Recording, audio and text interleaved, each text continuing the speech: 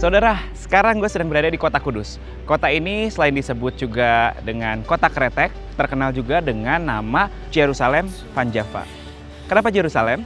Karena konon katanya dulu Sunan Kudus itu membawa batu dari Jerusalem dan disimpan di sini. Di sini masjidnya juga sama kayak yang ada di Jerusalem sana, namanya Masjid Al-Aqsa.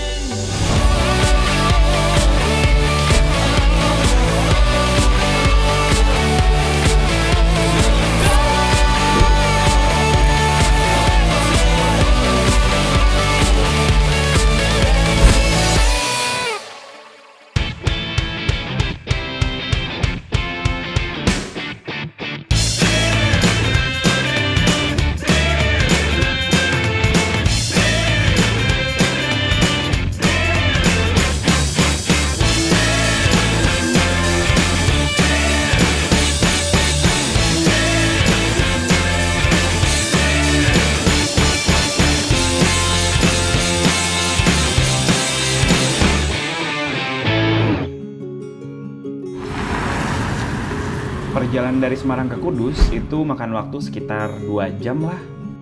Kudus dulunya disebut Tajuk. Soalnya di daerah ini banyak bangunan yang bertajuk.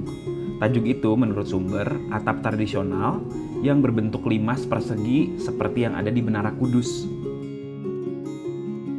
Setelah Sunan Kudus datang, Tajuk berganti nama menjadi Al-Quds yang berarti Kudus. Karena susah nyebut Al-Quds, orang-orang jadi nyebut Kudus biar gampang. Saudara, sebelum gue melanjutkan perjalanan lagi di Kudus, gue mau makan dulu, soalnya lapar. Di sini gue sudah berada di Nasi Opor Sunggingan. Di sini katanya udah sejak tahun 1960-an gitu kalau nggak salah, jadi udah lawas. Kita coba. Ini dia nasi opornya.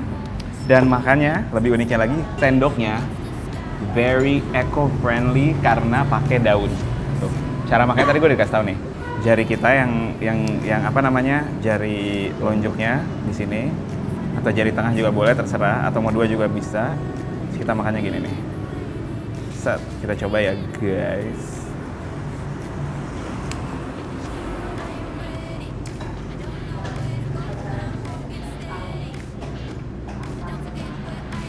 Dia ada 2-nya, enak banget. Ini enak banget.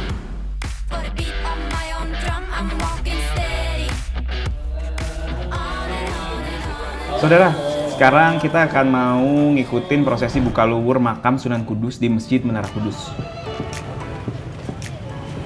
Saudara, bisa kita lihat di sini ramai banget para peziarah yang mau datang ke upacara buka luwur Sunan Kudus. Tuh. Luwur itu artinya kelambu atau kain putih. Jadi kelambu yang nutupin makam Sunan Kudus itu diganti. Ganti luwur atau kelambu ini biasanya setiap tanggal 10 Muharram tiap tahunnya setelah sholat subuh. Kenapa dinamakan buka luwur? Membuka luwur itu kain penutup makam. Nah, buka luwur itu kalau maknanya untuk apa? Maknanya sebenarnya untuk mengenang sosok dan jasa Sunan Kudus, kepada Sunan Kudus. Ya. Utamanya dalam hal penyebaran Islam yang damai, yang toleran, lalu ajaran untuk menghormati pemeluk agama lain dengan tidak menyembelih sapi. Ya, nah itu yang tadi mau saya tanyakan tuh. Soalnya kan di sini gitu. Iya, kerbau semua. Soalnya kan saya kurang tahu sih. Ada yang bilang sih katanya kalau di daerah Kudus ini karena dulu Sunan Kudusnya juga hidup berdampingan dan toleran dengan umat Hindu, jadi di sini tidak boleh katanya sapi.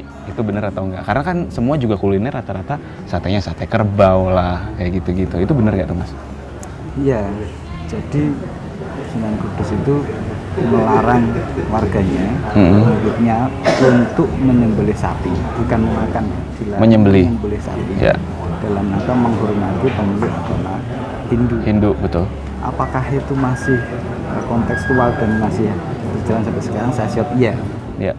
Dan di sini ada 2 menu pokok khas masakan sini, termasuk di buka luwur itu ada uyah asem sama nasi jangkrik. Kalau yang dibagi di umum yang bungkusan kecil-kecil daun jati itu nasi jangkrik. Uyah asin. Uyah asin. Uyah asem. Uyah asem. Itu isinya apa sih, Pak? Itu hanya daging kerbau dan nasi. Kambing sama nasi putih, dia kering. Ya. Kalau jangkrik ada kuahnya.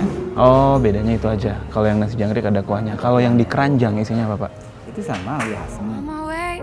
to your place where I've been so many times before.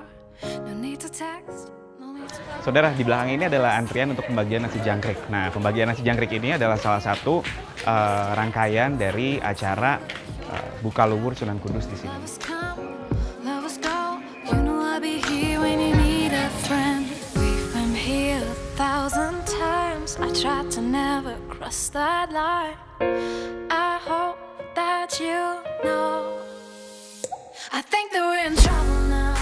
Gue suka banget batik. Salah satu ikon yang identik dari Indonesia.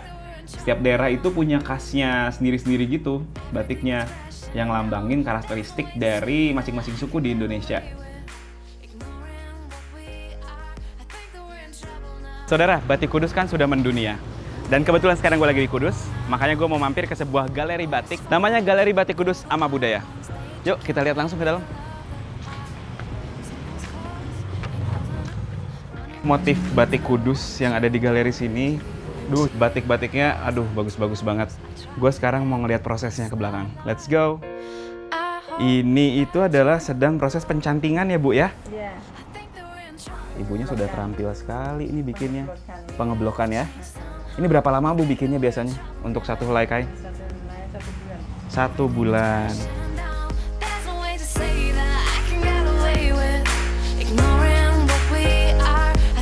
Saudara, ini ada yang lagi proses pewarnaan, tapi belum selesai ya Pak ya?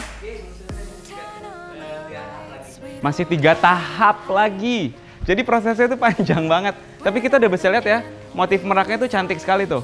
Wow, ada yang ini yang lagi mekar, ada yang lagi kuncup, terus juga banyak motif-motif lainnya. Wah, bagus banget, menarik saudara.